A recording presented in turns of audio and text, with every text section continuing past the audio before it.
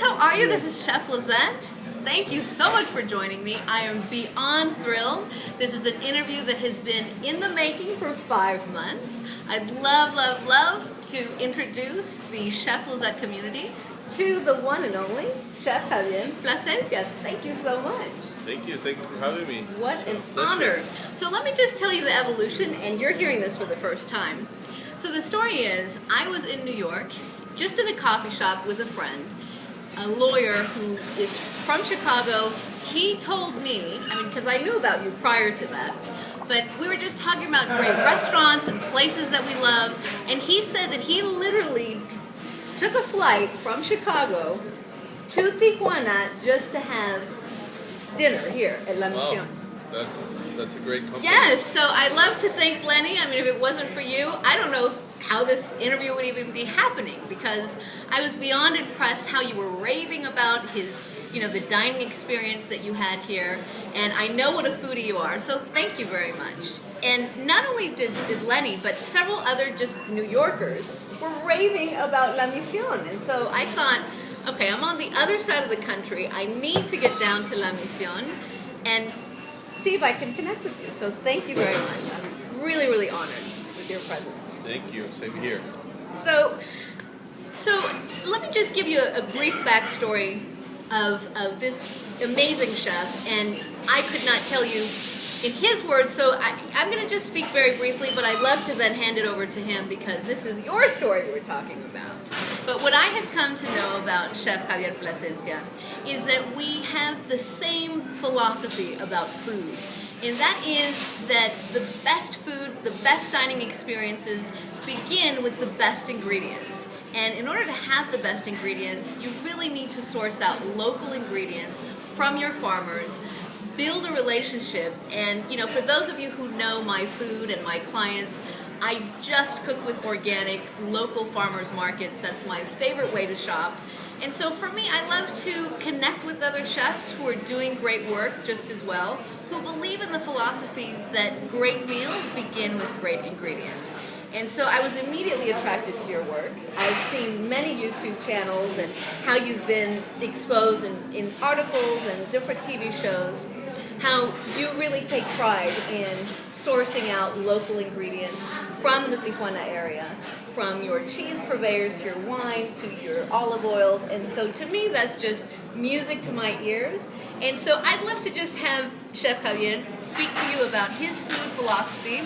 And again, it's just such a pleasure that I could be here with you. So take it away. Take it away. Well, yes, Mission 19, it's a restaurant. It's sort of like a new restaurant still. It's been 4 years, going into our 5th year, and what we do here is we source ingredients around Tijuana and Ensenada, the Valle de Guadalupe, Tecate, all the cities that we have around Tijuana. We have great products. We have, of course, the products from the ocean, from the Pacific Ocean, and also from the Sea of Cortez. So we're lucky to have those both seas that provide great seafood and shellfish for us. There's a growing community of local farmers and producers that are having better and better ingredients year-round, and we're very lucky to be living and working in this area, which is abundant with many great ingredients. So we use local olive oil. We make our own cheeses. Of course, the wines from the Valle de Guadalupe and all the valles around there are producing excellent wines. We have lambs, we have goats, we have pigs, suckling pigs. You name it, it's here. So for us, it's great to work in this community of great farmers and cooks and chefs and restaurateurs. Baja California is a cuisine that is very new. It's very young. It's the youngest cuisine of Mexico. We don't have that much history as the cuisines from Puebla and Oaxaca and all Veracruz, all these great cuisines from Mexico that have hundreds of years. Right. So we're barely new. And but we're doing great. It's an amazing time to be cooking here right now. And Mission 19 that's what it is. We're sourcing locally and cooking with the heart. and Corazón. Con el corazón. Claro. That's the number one thing here. Absolutely. And then just being, very, very, I don't want to say, people here in Baja California are very artistic, but I mean, we are, what's the word? Dilo en español. Creativos. Creativos. Okay, so just so you know, this is going to be a bilingual show. We're both, Mexican. We love our culture, so of course you're going to hear words in Spanish because in my mind, the heart and soul and the flavor of Mexican cuisine is the language. Yes. Because in my mind, as I've always said to you guys, food transcends language, and therefore when you can see all the multi-sensory experiences that food has, from the sounds, like you guys can hear the sound of the kitchen, you hear the plates, you see the smells, the steams, and so this is why I love to showcase, restaurateurs and chefs who equally share the same passion, because in my mind, whether we were in Bangladesh and we didn't speak the language, we could be with locals and just be having a timeless experience because food is the connector between all of us. We all have those family favorite dishes, and so, yes, you will be hearing us speak in Spanish as well because I can't imagine an interview talking about the amazing flavors of Tijuana and not be speaking in Spanish. So, creativos, yes, creatives, and let me just, Chef Javier is actually being very humble, so if I can just speak for a moment, he is actually responsible, him and several other pioneers, for really bringing a whole new culture of food into Tijuana. I mean, this is a super exciting time. I mean, I must admit, I had no idea the food society that is here in Tijuana. There's just amazing chefs that are doing great work, and so I'm sure that you're all part of the same community, and you celebrate and support each other. We support each other. Vamos bien? Okay. Everybody wants to be, we're aiming to be a great food destination. In Tijuana, it's always been a city for fiesta and party and great restaurants. But like this time right now that we're building our own cuisine, we're using the ingredients sourcing around Tijuana. That has never been seen or happened many years ago. Everybody came to Tijuana for the bars, for the casino, Agua Caliente. There was great restaurants, but they were all international or run by Italians or French. Right. So that was all the menus were influenced by the Europeans. Never Mexico and never local. So now it's a time, and it's a great time. We have many young cooks coming out of the great cooking schools that we have here in Tijuana. They're pushing, and for us and my other colleagues, all the chefs that are doing the Baja cuisine, we're opening doors for these young kids. That's tremendous. We're taking a lot of inspiration also from the people that have taquerias and marisquerias in the street. And the food trucks. Oh my God, there's like amazing food trucks here, guys. Let me ask you, because I follow you on Twitter, and you're just so engaged, not just with your community, but what Tijuana is doing. And so I'd love your opinion. When you go to these culinary schools here, what is your message to them, to the young students? And I mean, listen, I've got to give a shout out to Sam, and I actually mentor a lot of young chefs, both men and women, from around the country, and they follow me. I've been a chef, for many of you who know, 24 years, but we're just so, yeah, and I've had the honor of feeding, over 4.5 million people. I have fed 5 U.S. presidents and, royalty and celebrities from Los Angeles. But, I mentioned that to give you context that I've really been in a lot of different environments, from the corporate environment to the social environment. And so I'm just completely humbled by the wealth of knowledge and mentors who have helped me. Great, tremendous leaders, not just chefs, but entrepreneurs. And so I invite all of you guys. I mean, it is my absolute joy to extend myself to new chefs both female and men. And I say that because Julia Child, the Julia Child, I don't know if you know this, actually was my mentor. Oh, I didn't know that. Yeah, and so the way that happened, just like with you, when I just fall in love with someone, I follow them until they pay attention to me. And so with Julia Child, this was this was in 91, and so she had the PBS channel, she had her cooking show. And, cooking shows were just really taking off, but PBS, in my mind, was the leader. Wolfgang Puck and Jacques Pepin and Ming Tsai. I'm sure you're familiar with all of that. And so I just fell in love with her and started following her around to book signings and speaking engagements. She was the chairman of the AIWF, which I don't think still exists, the American Institute of Food and Wine. So I became a member, and of course I was just beginning as a chef, so I would save all of my money to go to her speaking engagements or to wine tastings. And so finally at one of her book signings, and I was just about to enter culinary school, I finally had the courage to talk to her, and I said, okay, I'm about to go into culinary school. Is there something that you can teach me? I just adore you. And I'm sharing this with you because she changed my life, guys, and I hope that all of the inspiring chefs out there really take this to heart, because she said two things, and then from that point on she became my mentor. She said, always keep learning and be humble. And so honestly, as a chef, now there's a huge rave of celebrity chefs and all of that. But in my mind, and this is what Julia Child was communicating to me, that to be a chef is an honor. To feed people, to extend your hand, and to offer your artistry to the public is an honor. And so being humble is tremendous as a chef, because you're constantly learning. You're constantly tweaking. You're never, at the point where you could say, I've been a chef 24 years. You've been a chef? 25, almost 26. 25 years. So you're talking about a combined, more than 50 years of experience. And I know that I can speak for you in saying that we both still have the same humility when we started.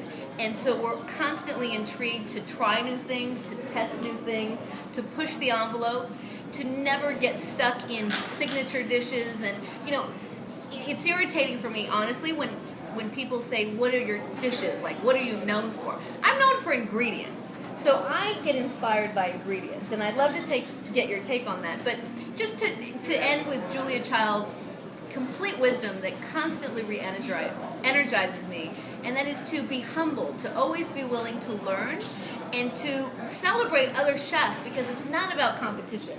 It's about celebrating one another and nurturing the gifts that we each have to ultimately serve the public. So can you tell me, giving that what have I just said of Julia Child, how you take that, of how you implement that in your life? Well, my mentor for me is my father. I started working so I was very young, and my parents opened a pizza shop here in Tijuana, and that's how they started, and that's where I grew up. I grew up in the restaurant.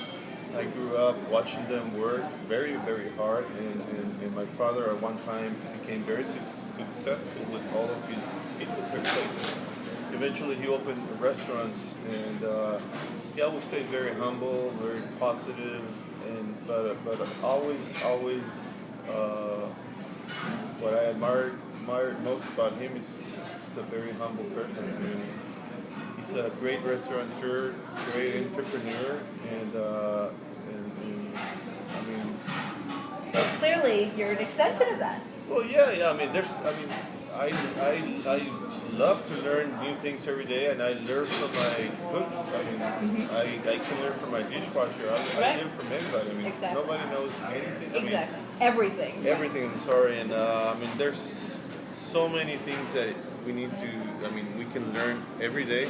If you have an open mind, and exactly. You'll learn new things every day, and that's what I like to do, and that's what I do, and I also like to teach the young guys, just work ethics and try to stay humble, and you'll be successful. Exactly. Right? It's everything. So, I just believe in live feed. This is not perfection, but I just want to check in with Ramon. Are we okay on the battery and the video? Is everything okay? Okay. We're almost going to wrap up here because we're going to then be taking this live onto Meerkat because you're talking about two super hip chefs who are constantly engaged in social media. Because, I mean, that's really another component to being a chef now, right? It's not enough, honestly, to stay in your restaurants and just navigate through the restaurants. It's really important to be connected. I mean, now we're so connected globally. I have friends from China watching, from London, from, Inglaterra, I literally have a huge community of people from all over the world now, and I know you do as well. I mean, you're going to be in London, like, no time soon, right? Next week. Right, and so you're talking about, two chefs who believe that this is really a global experience, and so we're not just feeding the people who are immediately with us, but those who are literally around the world, because food is not just an extension of the actual plate, but the communication that food has and what it can communicate to people. And so social media, and you're so good at that in my mind, because I see you engaging with your audience, and you make reservations with them, and so again, to me, it speaks beautifully to what your father taught you, what my parents taught me, what my grandparents taught me, and what Julia Child also taught me is, you cannot be in the hospitality environment and industry if it is not your absolute passion to be of service to people. And so I see it every single day with Chef Javier in social media, because it's all those little details. It goes beyond just the meal. It's the experience that the guest has with you before and after the meal. So it's such a joy for me to see that you understand that, and you're really well connected in that. We love social media. We love to show what we do to other people that don't have the chance or the opportunity to be here or to visit Mexico. And right. Like you said, people from China, Japan, India, they're watching, and they will want to come and see what's happening here. That's exactly. a good thing about social media, and it doesn't cost us, It doesn't cost us anything, and I mean, I'll be the first to admit, I was in New York prior to coming here, and I have visited my parents very little when I've been in Tijuana. I was born in Mexico City, but I've lived the majority of my life in the United States. So even coming to Tijuana has been it's melted my heart how many gorgeous restaurants there are, and people who are just doing creative things, from food trucks to El Tostador. I mean, shout out to Tostador that has been here forever. Are you familiar with the Tostador? That's, roasted peanuts, and Oh, yes. every corner, the Hidalgo market, the cheeses, your friend there. I've been meeting with producers and just farmers markets and people like que vende el chicharrón en la esquina, and it's just been a joy to see the magic, the flavors of Tijuana, and to see pioneers like Chef Javier who are really blazing that trail. So it's tremendous. And, the last thing I'd like to say, because, let's be honest, I believe in being completely transparent. Unfortunately, Tijuana in the media has had not a very good rap in terms of people feeling safe here. But you guys have been so... Can you talk just quickly about the program that you have of, where you've organized that if guests in San Diego can get transported here in a car service to come to your restaurant? Because I really think that... Are you still doing that? Yes. Can you talk about that? Because I think that is another layer of serving the guest. Well, we want tourists to come back. We're seeing more and more tourists coming back to not just Tijuana, but whole Baja California and Mexico. And we had a bad rep we had a very bad couple of years with the drug lords sure. and all that things. But that's gone. Sure. Now Tijuana is back. It's everybody's still revitalized. Well. It's revitalized, and it's pretty safe. It's as safe as San Diego. As anywhere. Literally. And of course, you're gonna have any city has its bad parts Absolutely. where you shouldn't be.